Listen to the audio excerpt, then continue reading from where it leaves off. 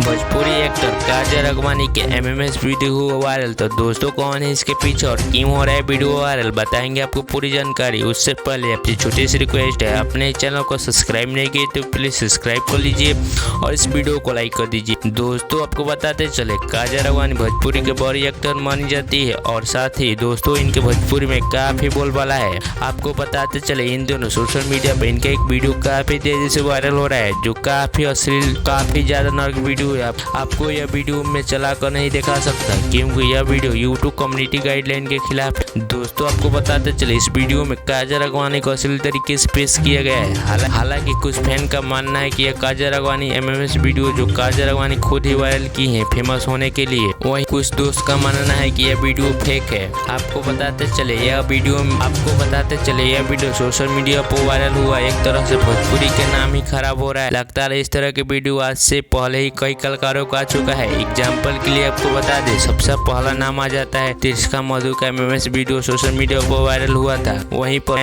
पर है दूसरा अनुपमा यादव, उनका भी एक वीडियो और एक वीडियो तेजी से वायरल हुआ था। अब इनका वीडियो वायरल हो रहा है जो कहीं ना कहीं भोजपुरी करियर के लिए खराब है। दोस्तों आपको क्या लगता है, काजल राघवानी का यह वीडियो फेक है या ओरिजिनल? इसका कौन है मास्टरमाइंड? कमेंट में जरूर अपना राय दीजिए।